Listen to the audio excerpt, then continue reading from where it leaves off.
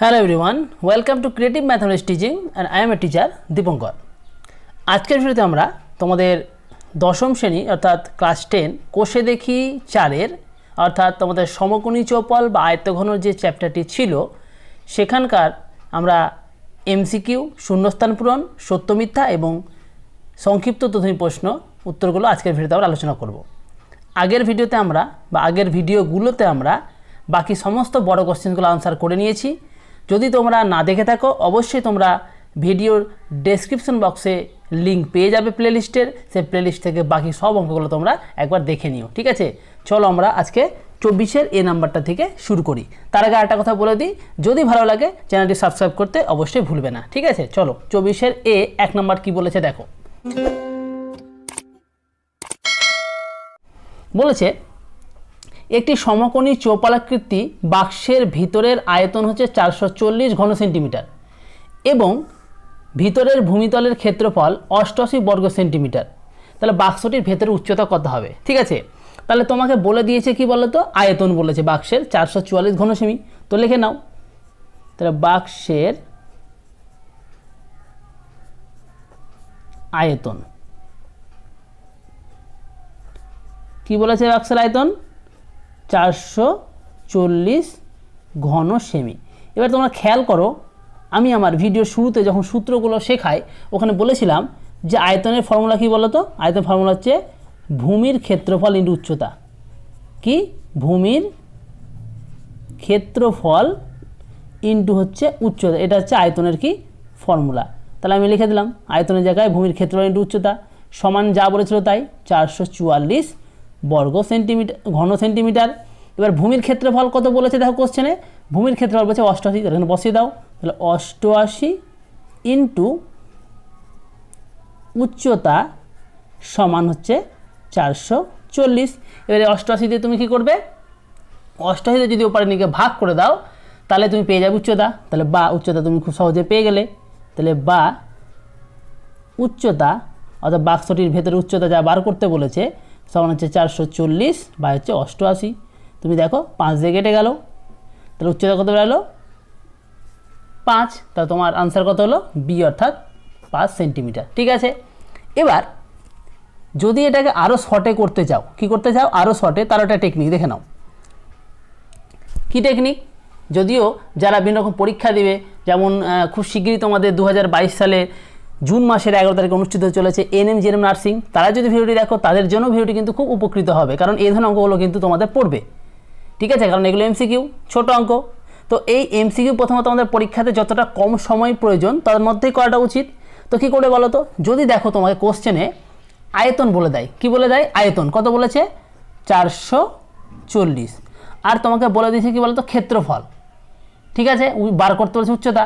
তাহলে আয়তনকে যদি তার ক্ষেত্রফল দিয়ে ভাগ করো তাহলে কিন্তু তার উচ্চতা বের করতে পারবে। এটা হচ্ছে তার শর্টকাট ফর্মুলা। কি বললাম? যদি তোমাকে আয়তন বলে দেয় আর ক্ষেত্রফল বলে দেয় তাহলে খুব সহজেই আয়তনকে যদি ক্ষেত্রফল দিয়ে ভাগ করে দাও তাহলে পেয়ে যাবে কি? উচ্চতা। তাহলে কত পেলে? ভাগ করলে 5। তাহলে এটা তোমাদের হচ্ছে শর্টকাট নিয়ম। ঠিক আছে, যারা শর্টে করতে চাও তারা এই প্রসেসটা অ্যাপ্লাই করতে পারো। ঠিক আছে, তবে মনে রাখতে হবে আয়তন বলে দিলে, ক্ষেত্রফলের মান বলে দিলে উচ্চতা বের করতে গেলে আয়তনকে ক্ষেত্রফল দিয়ে ভাগ করতে হয়। কেন? কারণ আয়তনের ফর্মুলাই হচ্ছে ক্ষেত্রফল ইন্টু উচ্চতা, ভূমির ক্ষেত্রফল ইন্টু কি? উচ্চতা। ঠিক আছে, চলো আমরা এবার 2 নম্বর অঙ্কটা দেখে নিই। দেখো 2টা বলেছে একটি আয়তঘনাকার গর্তের দৈর্ঘ্য 40 মিটার, প্রস্থ 12 মিটার ও গভীরতা 16 মিটার। ওই গর্তের মধ্যে 5 মিটার দৈর্ঘ্য, 4 মিটার প্রস্থ ও 2 মিটার পুরু তক্তা রাখা যাবে কটি? 190টি, 192টি, 184টি, 180টি। তো কি করবে?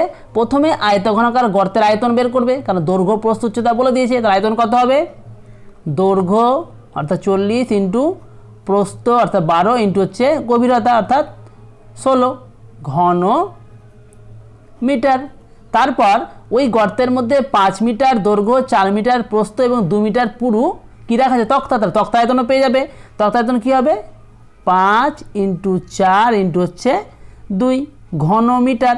এবারে বলেছিল তোমাকে এই 5 মিটার দৈর্ঘ্য, 4 মিটার প্রশস্ত ও 2 মিটার পুরু তক্তা রাখা যাবে কটি। তাহলে আয়তঘনাকার গর্তের আয়তন বার করলাম, তক্তার আয়তন বের করলাম। তাহলে আয়তঘনাকার গর্তের আয়তনকে যদি তক্তার আয়তন দিয়ে ভাগ করে দিই তাহলেই পেয়ে যাবো আমরা হচ্ছে তক্তার সংখ্যা। তাহলে ভাগ করে দাও। তাহলে আয়তঘনাকার গর্তের আয়তন 40 × 12 × 16, কাটাকুটি করবে না, অর্থাৎ এগুলো গুণ করবে না, সরি গুণ, এগুলো বললাম গুণটা করবে না, ঠিক আছে, কারণ পরে আমাদের কাটাকুটি করতে সুবিধা হবে। বাই কত হবে তক্তার আয়তন, ঠিক আছে, যেহেতু সংখ্যা বের করছি তার এখানে হবে টি। তাহলে দেখো আমরা কাটাকুটি কি পেলাম, 5 × 8 = 40, 3 × 4 = 12, আর হচ্ছে 8 × 2 = 16।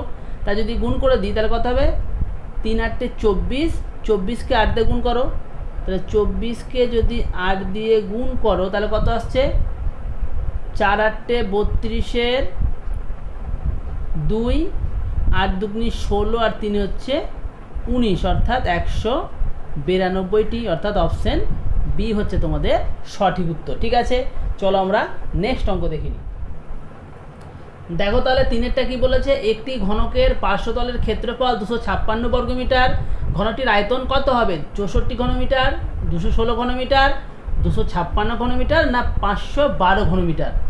একটা কথা মনে রাখবে যে একটি ঘনকের পার্শ্বতলের সংখ্যা কিন্তু 4। কি বললাম, যে ঘনকের কিন্তু পার্শ্বতল হচ্ছে 4টি। কটা, ঘনকের পার্শ্বতল সমান হচ্ছে কটি, 4টি। তাহলে আমাকে ক্ষেত্রফল বলেছে পার্শ্বতলের ক্ষেত্রফল, তাহলে কিন্তু আমি ঘনকের এই যে পার্শ্বতলের ক্ষেত্রফলটা পেয়ে যাব। কি হবে, যেহেতু ঘনকের তল সংখ্যা হচ্ছে 4, তাহলে ঘনকের পার্শ্বতলের ক্ষেত্রফল হচ্ছে 4a² বর্গ মিটার। যেখানে এটা কি বলতো, যেখানে এটা হচ্ছে ঘনকের প্রতিটি ধারের বা প্রতিটি বাহুর দৈর্ঘ্য। যেখানে এটা কি বলতো, এটা ধরলাম আমি ঘনকের প্রতিটি ধারের দৈর্ঘ্য। ঠিক আছে, যদি ঘনকের প্রতিটি ধারের দৈর্ঘ্য a হয় তাহলে ঘনকের পার্শ্বতলের ক্ষেত্র হচ্ছে কি বলতো, 4a²। তাহলে কিন্তু আমি এখান থেকে লিখতেই পারবো যে শর্তানুসারে কি লিখতে পারবো, যে 4a² সমান হচ্ছে 256। কারণ তোমার কোশ্চেন দেখো অলরেডি বলে দিয়েছে যে পার্শ্বতলের ক্ষেত্র 256। তাহলে এখান থেকে তুমি পেয়ে যাবে a² পাবে 256 বাই হচ্ছে 4। তাহলে কত হবে, 4 × 6 = 24, 4 × 4 = 16, মানে পেয়ে গেলে a² কত পেয়ে গেলে 64। ঠিক আছে, তাহলে a² যদি 64 হয় তাহলে তুমি a = পেয়ে যাবে √64, মানে a = কত পেয়ে গেলে 8 পেয়ে গেলে। আর যে a = 8 পেয়ে গেলে তুমি খুব সহজে ঘনকের আয়তন পেয়ে যাবে, তাই না। তাহলে ঘনকের বাহুটাকে বা ধারকে আমি a ধরেছি, তাহলে a যেহেতু 8 পেয়ে গেছি তাহলে ঘনকের আয়তনটা আমরা পেয়ে যাব। তো ঘনকের আয়তনটা কি হবে বলো তো, AQ। কি হবে, AQ, যেহেতু মিটারে ছিল তাহলে কি হবে ঘনমিটার। এবার এর মানটা তো 8 পেয়েছি আমরা, তাহলে 8-এর কিউ ঘনমিটার, 8-এর কিউ করলে দেখবে কত হবে 512 ঘনমিটার। তা তোমার আনসার কত হলো, আনসার হচ্ছে ডি। ঠিক আছে, অর্থাৎ এটা কিন্তু তোমার হচ্ছে ঘনকের প্রতিটি ধারের দৈর্ঘ্য। এবার এটা কিন্তু করলাম, যদি ভাবো কি যে আমরা শর্টে করব, আরও শর্টে করব, তাহলে কি করবে দেখো, তোমাকে যেহেতু পার্শ্বতলের ক্ষেত্রফল বলে দিয়েছে 256, শুনে নাও, যেহেতু তোমাকে পার্শ্বতলের ক্ষেত্রফল কি দিয়েছে 256, এবার আমি যেহেতু পার্শ্বতল জানি কটা হয় ঘনকের 4টা, তাহলে ক্ষেত্রফলকে অর্থাৎ 256কে যদি 4 দিয়ে ভাগ করে দাও কত পাচ্ছি আমরা, 256কে 4 দিয়ে ভাগ করলে আমরা কত পাচ্ছি, 256কে 4 দিয়ে ভাগ করলে আমরা পাচ্ছি হচ্ছে 64 পাচ্ছি। তার তুমি বর্গমূল করে দাও, তাহলে কত পেলে 8 পেলে। ঠিক আছে, এটাই হবে কি বলতো ঘনকের বাহু। আর ঘনকের বাহু যদি পেয়ে যাও তাহলে আয়তন পেয়ে যাবে, অর্থাৎ বাহুটার কিউব করবে। আবার বলছি, ঘনকের পার্শ্বতলের ক্ষেত্রফলকে অর্থাৎ পার্শ্বতলের ক্ষেত্রফল 256, পার্শ্বতলের ক্ষেত্রফলকে যদি পার্শ্বতল সংখ্যা অর্থাৎ 4, পার্শ্বতল হচ্ছে 4 ঘনকের, সেটা দিয়ে ভাগ করে যদি তার বর্গমূল করে দাও, ভাগ করে যদি তার কী করে দাও বর্গমূল করে দাও, তাহলে তুমি ঘনকের কী পেয়ে যাবে বলো তো, বাহুটা পেয়ে যাবে। আর বাহু পেয়ে গেলে বাহুর কিউব করলে কী পেয়ে যাবে, আয়তন। ঠিক আছে, তাহলে আমাদের আনসার কত বেরোলো 512 ঘনমিটার। ঠিক আছে, নেক্সট অঙ্কটা দেখে নাও। দেখো 4-এরটা বলেছে দুটি ঘনকের আয়তনের অনুপাত 1:2 27 হলে ঘনক দুটির সমতলের ক্ষেত্রের অনুপাত কত হবে? অর্থাৎ তোমাকে দুটি ঘনক দিয়েছে এবং দুটি ঘনকের আয়তন অনুপাত বলে দিয়েছে কত? 1:27। ঠিক আছে, তাহলে তোমাকে বার করতে বলেছে যে ঘনক দুটির সমতলের ক্ষেত্রফল অনুপাত কত হবে। খুব সহজ, দেখো আমি যেহেতু দুটি ঘনক আছে তা নিশ্চয়ই ঘনক দুটির বাহু আলাদা হবে, তো আমি ধরে নিচ্ছি যে ধরি ঘনক দুটির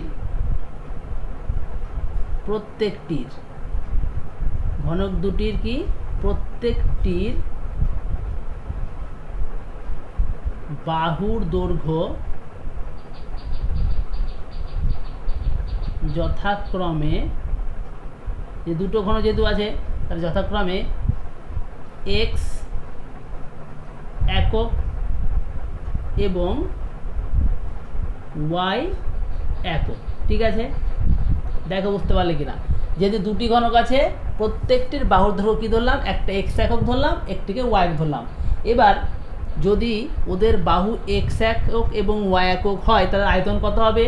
যার বাহু x তার আয়তন হবে x কিউ, আর যার বাহু y তার আয়তন কত হবে? y cube. এবার তোমায় কিন্তু বলেছে এই যে আয়তন অর্থাৎ x কিউ আর y কিউ পেলাম তাদের অনুপাত বলেছে 1:27, মানে x cube is to y cube সমান হচ্ছে 1:27। ঠিক আছে, তাহলে আমরা সেটা লিখে নেব যে শর্তানুসারে, দেখো বুঝতে পারলে কিনা আরেকবার বলছি, যেহেতু দুটি ঘনক আছে একটির বাহু x একটির বাহু হচ্ছে y, তাহলে একটির আয়তন কত হবে? x কিউ, আর আয়তন কত হবে? y cube. তাহলে x কিউ আর y কিউর অনুপাত কত হবে? x কিউ ইসটু হচ্ছে y কিউ, আর এই অনুপাতটা তোমাকে বলে দিয়েছে কত? 1:27। ঠিক আছে, দেখো বুঝতে পারলে কিনা? তাহলে এখান থেকে তুমি পেয়ে গেলে x cube by y cube সমান 1/27, কারণ আমরা জানি যে অনুপাতকে ভাগ আকারে লেখা যায়। এখান থেকে তাহলে তুমি দেখো দেখতে পাচ্ছ কি যে x বাই y তার কিউ লিখতে পারি সূচকের নিয়ম অনুযায়ী, আর এটাকে লিখতে পারি 1/3 তার কিউ, কারণ x বাই y এর হোল কিউ করলে x cube by y cube হয়, আর 1/3 হোল কিউ করলে 1/27 হয়, কারণ 1 কিউ করলে 1 আর 3 কিউ করলে 27। তাহলে কিন্তু খুব সহজে তুমি এখান থেকে পেয়ে গেলে যে x বাই y এর মান কত বলো তো? 1/3, অর্থাৎ 3 আর 3 কী হলো? মনে মনে ক্যান্সেল করতে পারো, যদিও ক্যান্সেল কিন্তু করা যায় না। ঠিক আছে, এটা হচ্ছে সূচকের নিয়ম থেকে আমরা জানি যে 3 কী হয়? অটোমেটিক্যালি ক্যান্সেল হয়ে যায়। কীভাবে হয়? আমরা 2-3 লাইন মাঝে করতে হয়, কিন্তু আমরা সেটা আর করি না। আমরা কী করি? যখনই দেখি যে x বাই y এর হোল কিউ সমান 1/3 হোল কিউ চলে আসে, তো সরাসরি আমরা লিখতে পারি 3গুলোকে ক্যান্সেল করে দিয়ে যে x বাই y সমান হচ্ছে 1/3, তাহলে আমরা পেয়ে গেলাম, তাই তো?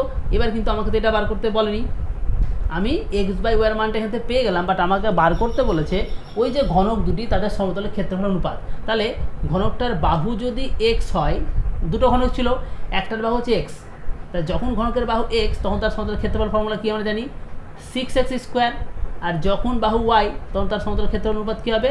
6y²। এবার আমাকে বলেছে এই যে ক্ষেত্রফলগুলো 6x² আর 6y² এদের অনুপাত বের করতে, কারণ তোমাকে বার করতে হবে 6x² বাই 6y² এর মান কত, কারণ অনুপাত মানে ভাগ আমরা জানি। তো সমান কী হবে?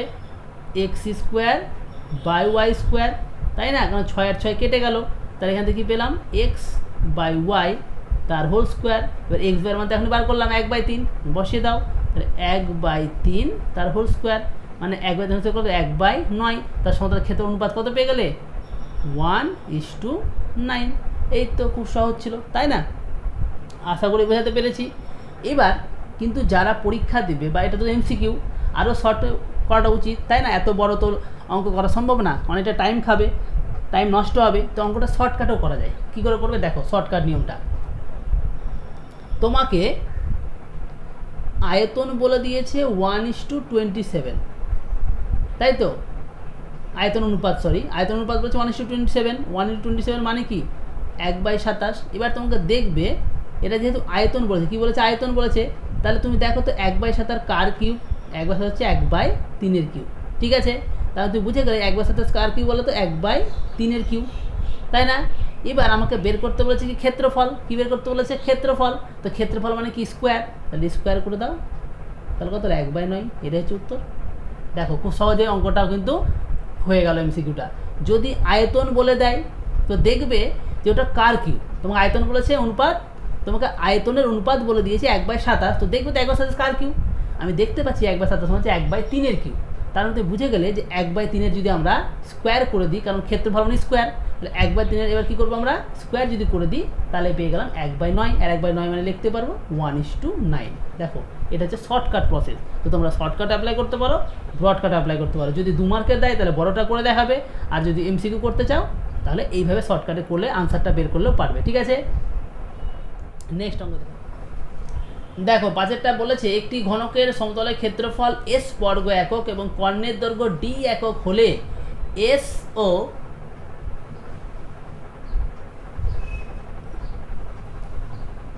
দেখো 5 নম্বরটি কি বলেছে, একটি ঘনকের সমতলের ক্ষেত্রফল এস বর্গ একক এবং কর্ণের দৈর্ঘ্য ডি একক হলে এস এবং ডি এর মধ্যে সম্পর্কটি কি হবে। খুবই খুবই ইম্পর্টেন্ট একটা কোশ্চেন। তাহলে দেখো আমি ধরে নিলাম যে ঘনকের বাহুটা হচ্ছে, ধরি ঘনকের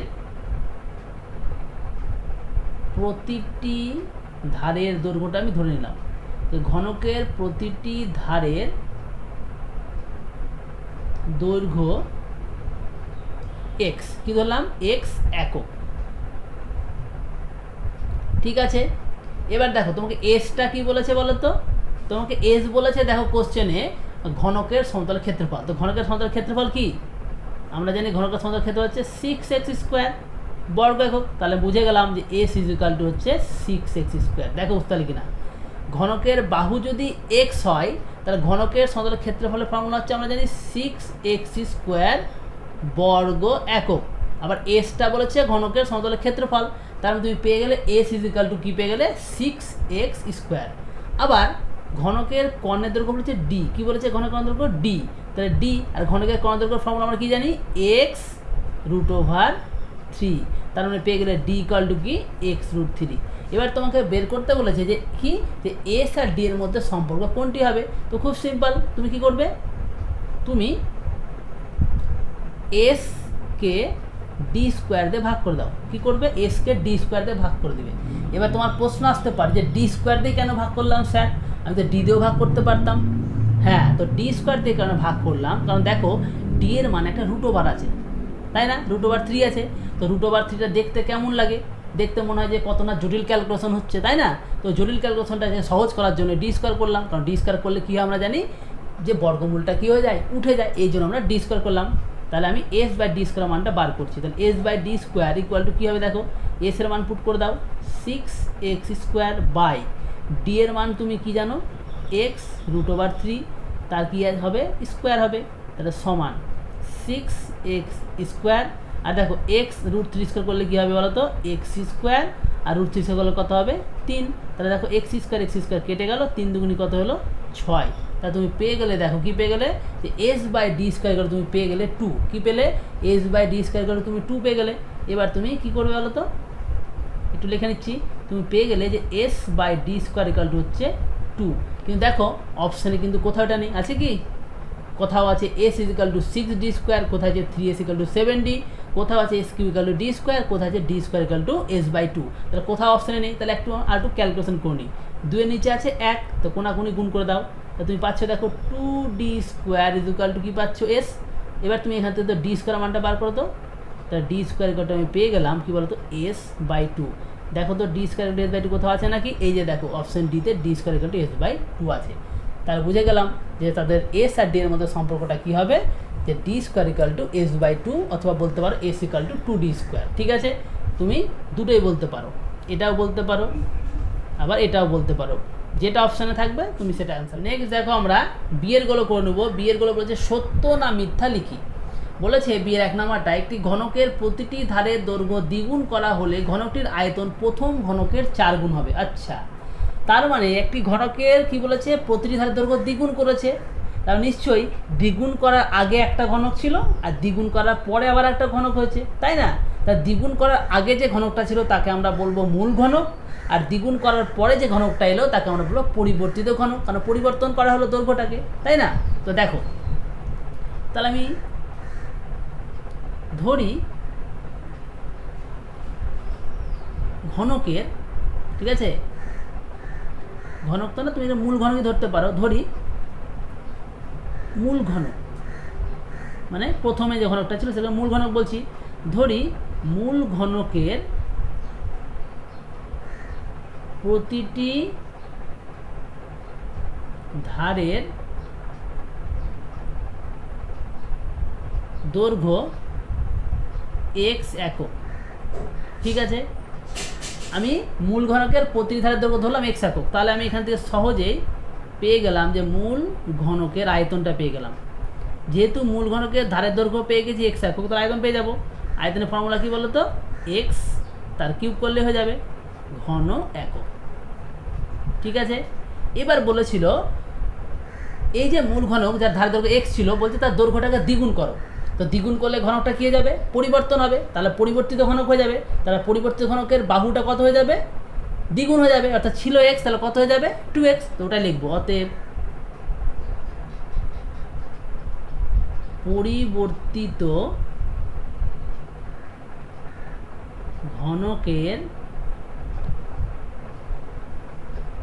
প্রতিটি ধারের দৈর্ঘ্য সমান কত হয় বলো তো? ছিল এক্স, কিন্তু কত বলেছে? দ্বিগুণ করে দিতে, অর্থাৎ হয়ে গেল 2x একক। তাহলে পরিবর্তিত ঘনকের বাহু পেয়ে গেছি 2x, কারণ ধারার বাহুকে জিনিস, তাহলে তো পরিবর্তিত ঘনকের আয়তনটা পেয়ে যাব। তাহলে পরিবর্তিত ঘনকের আয়তনটা পেয়ে যাব। কী আয়তনের ফর্মুলা? এখনই বললাম যে দৈর্ঘ্য যেটা, অর্থাৎ 2x বের করলাম, এখন তার কিউব করলেই পেয়ে যাব। তা 2x এর কিউব করে দাও, 2x এর কিউব ঘন একক। ঠিক আছে, তা 2x এর কিউব ঘন কোণ মানে কি? 8x কিউব ঘন একক। মানে কি দেখতে পেলাম? 8, আর এক্স কিউটা কী বলো তো? এক্স কিউটা তো মূল ঘনকের আয়তন, এই যে বার করেছি। এক্স কিউটা কি? মূল ঘনকের আয়তন। পেলাম 8 ইন্টু এক্স কিউ, অর্থাৎ কী পেলাম? 8 ইন্টু এক্স কিউ মানে কি? মূল ঘনকের আয়তন। তাতে আমি কি পেলাম? যে মূল ঘনকের আয়তনের কত গুণ হয়ে গেল? নতুন যে ঘনকটা আছে পরিবর্তিত ঘনক, ওটা দেখছি আমরা যে মূল যে ঘনক তার আয়তনের কত হয়ে গেছে? 8 গুণ হয়ে গেছে, তাই না? কিন্তু ওরা বলেছিল কত? ওরা বলেছিল দেখো 4 গুণ, তাই না? ওরা কি বলেছিল? 4 গুণ, কিন্তু দেখলাম কত? মূল ঘনকের কত হয়ে গেছে? 8 গুণ হয়ে গেছে, কারণ এক্স কিউটা হচ্ছে মূল ঘন আয়তন। তাহলে তো বিবৃতিটা সত্য হলো না, তো বিবৃতিটা কী হবে? মিথ্যে। তাহলে লাস্টে লিখে দিবে। অতএব বিবৃতিটি কী হবে? ওটা লিখে দাও। অতএব বিবৃতিটি কী হবে? মিথ্যা। এটা হবে তোমার আনসার। ঠিক আছে, লাস্টে লিখে দিবে যে বিবৃতিটি কী হবে? মিথ্যা। ঠিক আছে, চলো আমরা নেক্সট অঙ্ক দেখি। দেখো দুয়েরটা বলেছে, দেখো তাহলে দুয়েরটা, বর্ষার সময় 2 হেক্টর জমিতে বৃষ্টিপাত 5 সেমি উচ্চতার হলে বৃষ্টির জলের আয়তন 1000 ঘন মিটার হবে। এটা তোমাকে বলতে হবে যে সত্য না মিথ্যা হবে। তো দেখো প্রথমে আমি দেখে নিই তো 2 হেক্টর মানে কতটা। তোমাকে একটা সম্পর্ক বলেছে, দেখো যদিও পরীক্ষার্থীরা বলে দেওয়া থাকবে না, এই সম্পর্কটা তোমাকে মুখস্থ রাখতে হবে। কী বলো তো? যে 1 আর সমান হচ্ছে 100 বর্গমিটার, আর 1 হেক্টর মানে হচ্ছে 100 আর। ঠিক আছে, তাহলে প্রথমে আমি এখানে যে বলেছিল যে বর্ষার সময় 2 হেক্টর জমি, তো দেখে নিতে 2 হেক্টর জমি মানে কত মিটার জমি? তাহলে 2 হেক্টর। এবার দেখো 1 হেক্টর মানে হচ্ছে 100 আর, তা 2 হেক্টর মানে কত হবে? 200 আর, অর্থাৎ 100 তে গুণ হয়ে গেল। আবার 1 আর মানে কত? 100 বর্গমিটার, তা 200 আর মানে কত হবে? 200 ইন্টু 100 বর্গ মিটার। তাহলে কত হয়ে গেল বলো তো তোমার? তাহলে তোমার হয়ে গেল 20,000 বর্গমিটার, তাই না? আবার বলছি দেখো, তোমাকে অ্যাকচুয়ালি দেখতে হবে যে 2 হেক্টর জমি মানে কত বর্গমিটার জমি। ঠিক আছে, কারণ তোমাকে আয়তন বের করতে হবে, সে আয়তনটা কিসে আছে? ঘনমিটারে দেখাতে হবে 1000। তো দেখছি 2 হেক্টর মানে হচ্ছে 200 আর। কেন? কারণ 1 হেক্টর মানে হচ্ছে 100 আর, তা 2 হেক্টর মানে কত হবে? দ্বিগুণ হবে 200 আর। আবার 1 আর মানে বলেছে 100 বর্গমিটার, তা 200 আর মানে কত হবে? 200 ইন্টু 100 বর্গমিটার। তাহলে কত পেয়ে গেলাম? অ্যাকচুয়ালি আমরা পেয়ে গেলাম হচ্ছে 20,000 বর্গমিটার। আবার তোমাকে বলে দিয়েছে উচ্চতাটা, বলে দিয়েছে কত? বলে দিয়েছে তোমাকে উচ্চতাটা বলে দিয়েছে হচ্ছে 5 কী বলো তো? সেন্টিমিটার। কী বলেছে? উচ্চতাটা বলেছে 5 সেন্টিমিটার।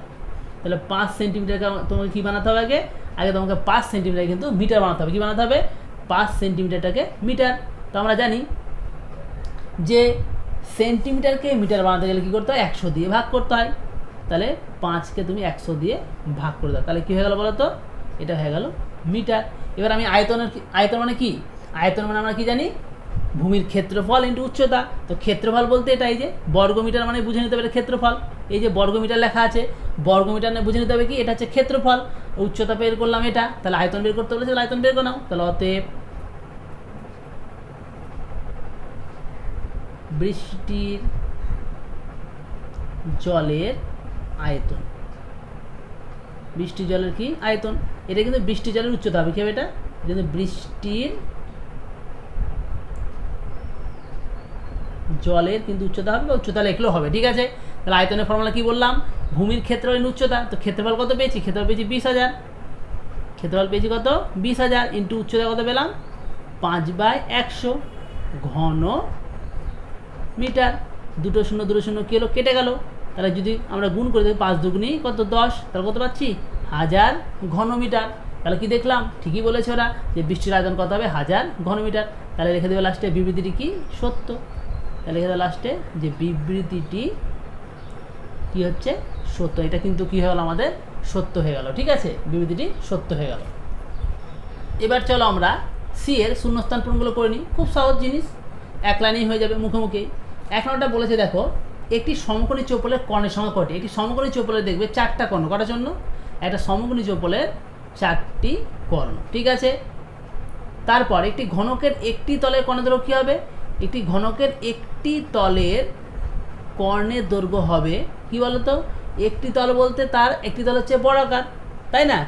একটি তল বলতে কি, ঘনকের একটি তল মানে হচ্ছে ঘনকের প্রত্যেকটা তলই হচ্ছে বর্গাকার, ঠিক আছে।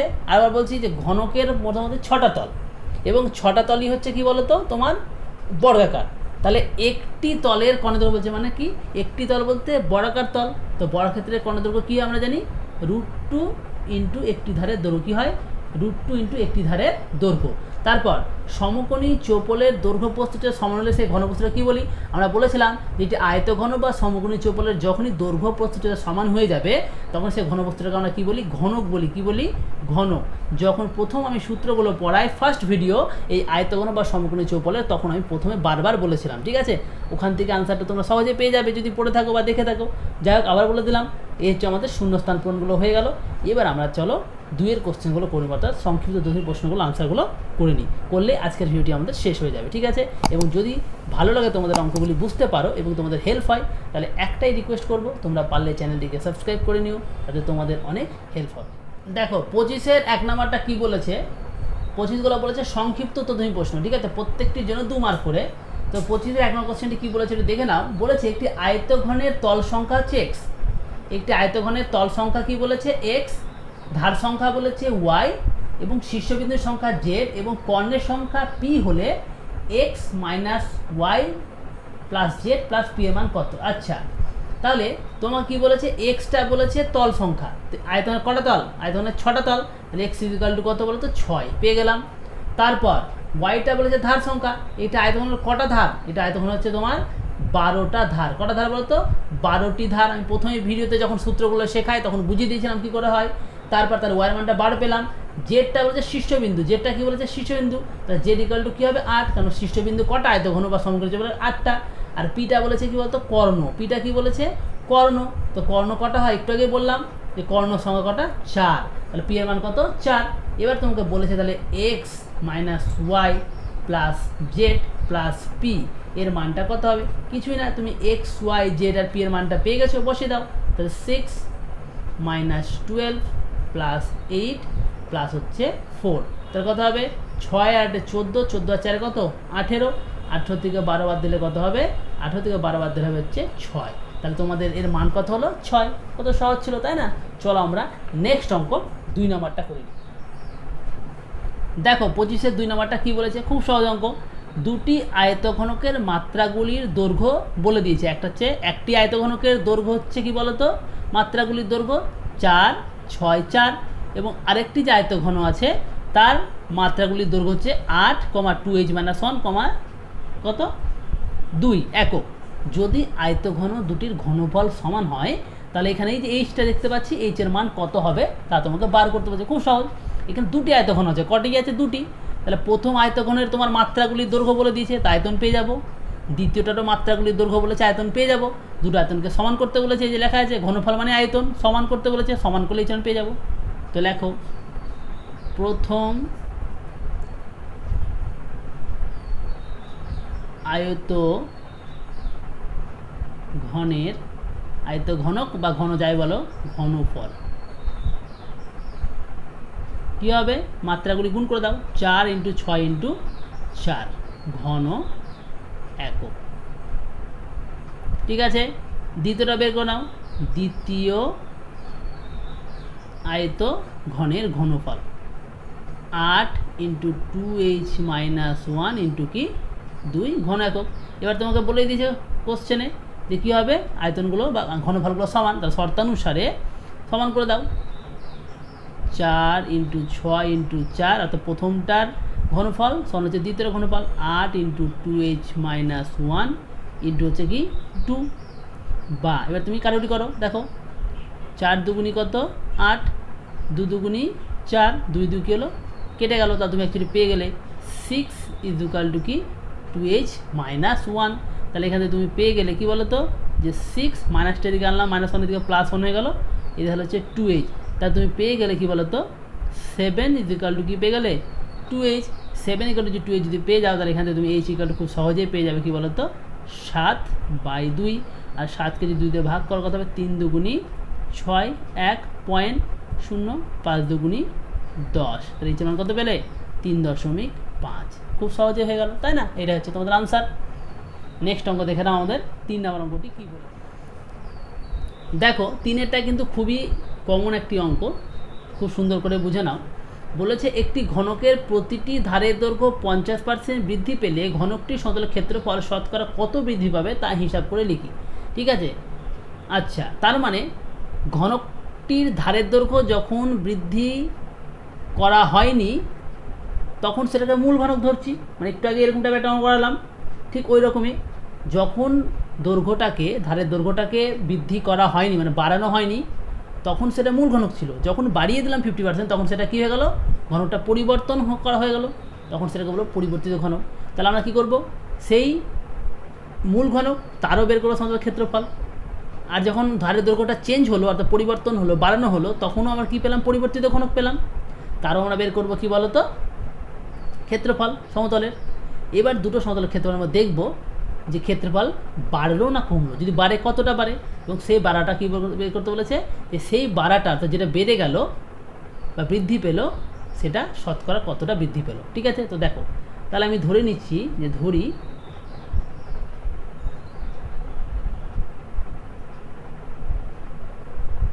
মূল ঘনকের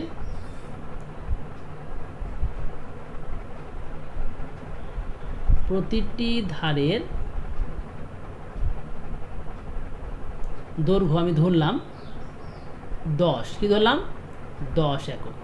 ঠিক আছে, 10 কেন ধরলাম, অঙ্কটা সহজ হবে। তাহলে তো আমি মূল ঘনকের আমি সমতলের ক্ষেত্রফলটা পেয়ে যাব। তাহলে মূল ঘনকের সমগ্র তলের ক্ষেত্রফলটা তুমি বার করো, কী হবে, আমরা জানি যে ঘনকের যদি বাহু পেয়ে যায় তার সঙ্গে ক্ষেত্রের ফর্মুলা কি 6 × বাহু স্কোয়ার, তাই তো 6 × বাহু স্কোয়ার। তার কত হলো, এত বর্গ একক। ঠিক আছে, এত কি বর্গ একক। এবার বলেছে যে ঘনকের প্রতিটি ধারের দৈর্ঘ্য 50% বৃদ্ধি করা হলো, তার মানে ছিল কত 10, 10-এর 50% মানে কত, 10-এর 50% মানে হচ্ছে 5। দেখো আবার বলছি, 10-এর 50% মানে কত, 10-এর 50% মানে হচ্ছে 5। তার মানে ছিল 10, বাড়ানো কত হলো 5, তাহলে বেড়ে কত হলো 15। তাহলে পরিবর্তিত যে ঘনকটা পেলাম তার বাহু দৈর্ঘ্য তাহলে কত হয়ে গেল, 10 আর 5-এ 15। বুঝতে পারলে কি? আবার বলছি দেখো, ছিল 10, এবার আমি বাড়িয়েছি কত 50% বাড়িয়ে দিয়েছি, তো 10-এর 50% কত হয় 5 হয়, 10-এর 50% কত হয় 5 হয়। তাহলে 5 বেড়ে গেল, ছিল 10, 10 আর 5 তাহলে কত হয়ে গেলো, যোগ করলে 15। তো নতুন যে ঘনকটা তো পরিবর্তিত ঘনক তার বাহু দৈর্ঘ্য কত হয়ে গেল 15 হয়ে গেল। কিন্তু 15টা কী করে বার করবো আমরা, ওখানে আমরা সূত্র দিয়ে করে দেবো। ঠিক আছে, তার আগে এটা একটু ক্যালকুলেশন করে নিই। 10 স্কোয়ার মানে 100, তো 100কে 6 গুণ করলে কত হয় 600, কত হবে 600 বর্গ একক। ঠিক আছে, তাহলে পরিবর্তিত ঘনকের প্রতিটি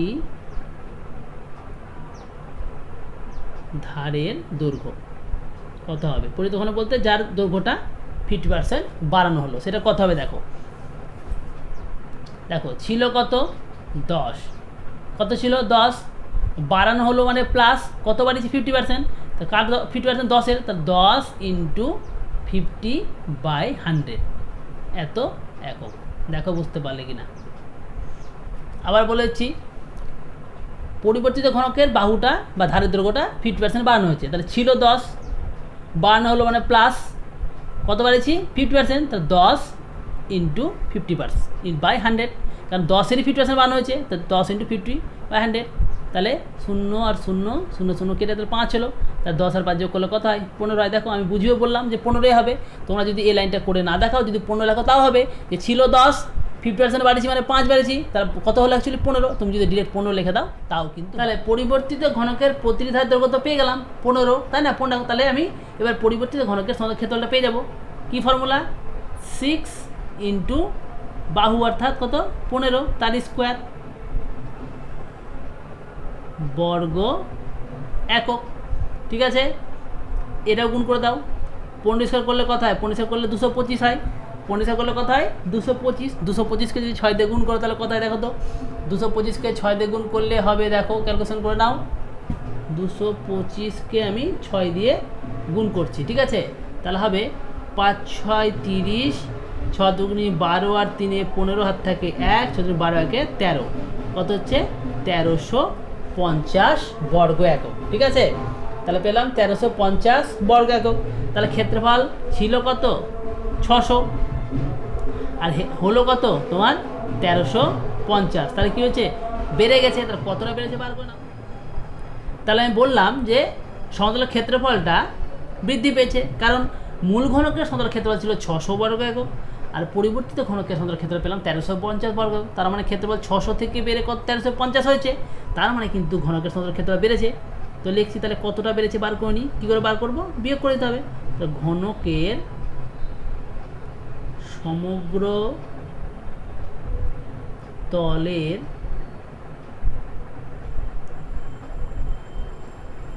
ক্ষেত্রফল বেড়েছে বা বৃদ্ধি পেয়েছে সমান কি করতে হবে? বিয়োগ করে দিতে হবে। 1350 মাইনাস কত? 600 বর্গ একক। যদি বিয়োগ করে দাও তাহলে কত হবে? 1350 থেকে 600 বদলে কত হয়? 750। কত হলো? 750। তাহলে তুমি ঘনকের সমতলের ক্ষেত্রফল কিন্তু 750 বর্গ একক কিন্তু বেড়েছে, তুমি কিন্তু বার করে নিলে। এবার তোমাকে বার করতে বলেছে, তাহলে শতকরা কত বেড়েছে? তাহলে আমি যেটা বুঝতে পারলাম যে তোমার ক্ষেত্রফল ছিল 600 বর্গ একক, কিন্তু এখন হচ্ছে 750 বর্গ একক, তাই না? তার মানে ক্ষেত্রফল কিন্তু বেড়েছে, তাই না? আমি 12টা বের করলাম, কতটা বেড়েছে? 750 বর্গ একক। তার মানে বুঝে গেলাম যে ক্ষেত্রফলটা 600তে বেড়ে কত হয়েছে? 750। তাহলে বেড়েছে কতটা সেটা আমাকে বলেছে। এই 12টা অর্থাৎ 600তে ছিল 600 আর বেড়ে হলো 750, তাহলে শতকরা কতটা বাড়লো তুমি বার করো। তো চলো কি লিখবে দেখে নাও। তাহলে আমরা লিখবো যে 600 বর্গ এককের ক্ষেত্রফল বেড়েছে 750 বর্গ, একে কত আর শতকরা মানে 100তে কত বার করতে হবে, তাহলে অঙ্কটা কমপ্লিট হয়ে যাবে। চলো দেখে নাও কী লিখতে হবে। তাহলে আমরা লিখছি এবার, তাহলে যতে 600 বর্গ এককে ক্ষেত্রফল বেড়েছে 750 বর্গ একক। তাহলে দেখি তো একে কত বেড়েছে? একে হবে কত বলো তো? 750/600 বর্গ একক। তাহলে অতএব তোমাকে বার করতে বলেছে শতকরাতে, অর্থাৎ তাহলে 100তে কত বার করো? তাহলে 100 বর্গ এককের ক্ষেত্রফল বেড়েছে 750 বাই 600 ইন্টু 100 বর্গ একক। ক্যালকুলেশন করে নাও। 0 0 0 0 কেটে গেল। 6 দিয়ে যদি কেটে দাও কত হবে? 6 দিয়ে কাটাকুটি করো, 6 কে 6, 6 দুগুণি 12, 5 6 30। তার মানে তোমার 125 বর্গ একক বেড়েছে। তাহলে শতকরা কত বেড়েছে ওটা লিখতে বলেছে, তো লিখবে অতএব ঘনকের সমগ্র তলের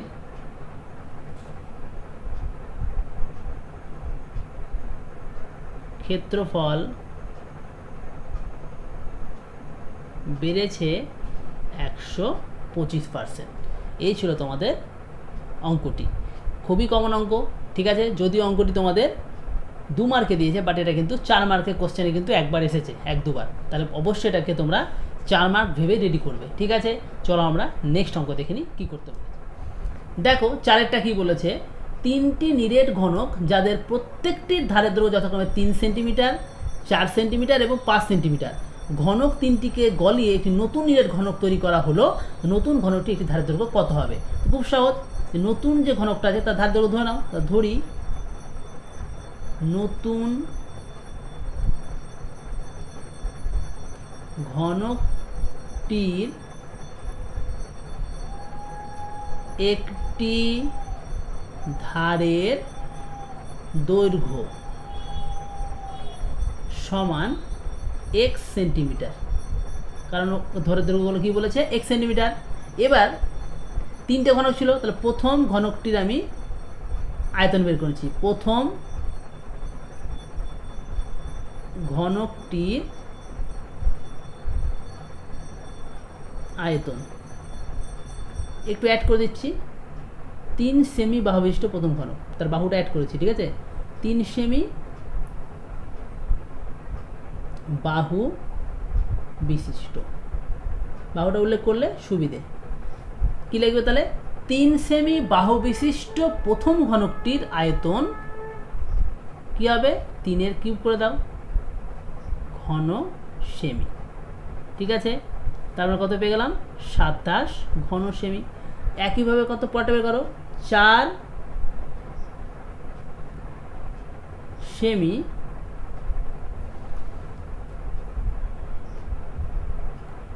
বাহু বিশিষ্ট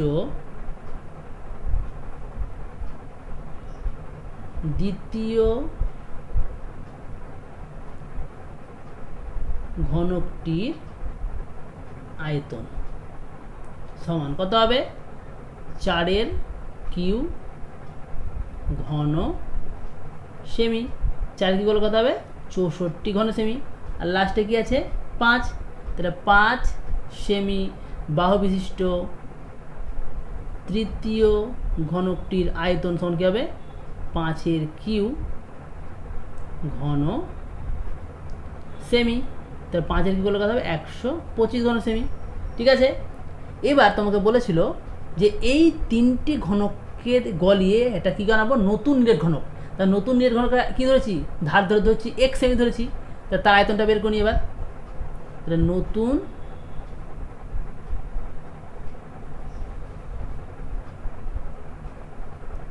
ঘনকটির আয়তন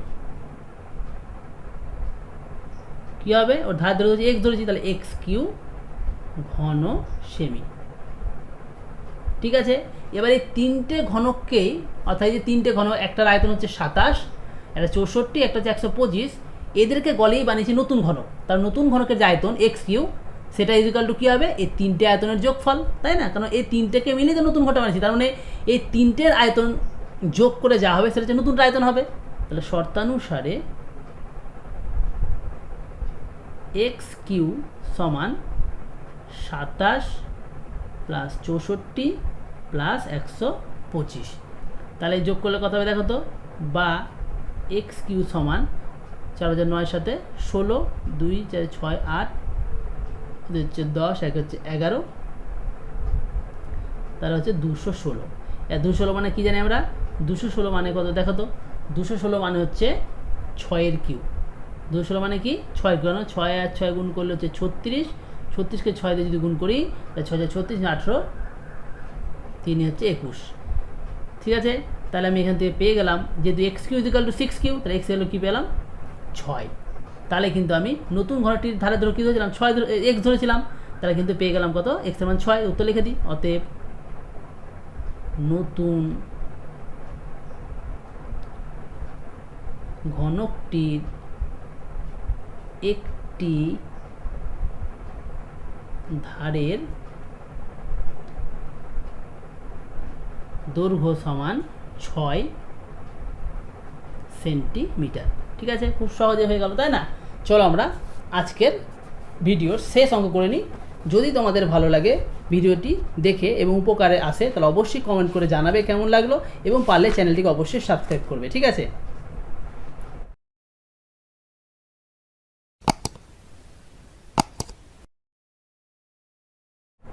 চলো তাহলে আজকে আমরা শেষ অঙ্ক দেখে নিই, 25-5। খুব সহজ অঙ্ক।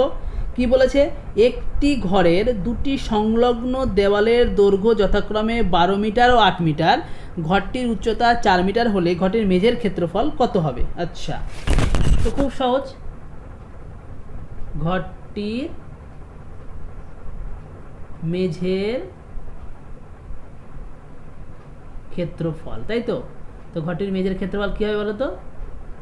ঘরটির মেঝে বলতে কি, ঘরের মেঝে কেমন আয়তক্ষেত্র হয়, তো আয়তক্ষেত্রের ক্ষেত্রফল ফর্মুলা কি দৈর্ঘ্য ইন্টু প্রস্থ হয়। তাহলে এখানে দৈর্ঘ্যটা বলেছে কত 12 আর প্রস্থটা কত বলেছে 8, তাহলে 12 × 8 বর্গ মিটার, তাহলে 8 12 কত হলো 96 বর্গ মিটার। কিছুই ছিল না, বলতে একটা শর্ট কোশ্চেন, বলতে একটা এমসিকিউ টাইপের কোশ্চেন। ঠিক আছে, এই ছিল তোমাদের ভিডিও। ঠিক আছে, আজকের ভিডিও তাহলে এখানেই শেষ করলাম, পরের ভিডিওতে আবার দেখা হচ্ছে।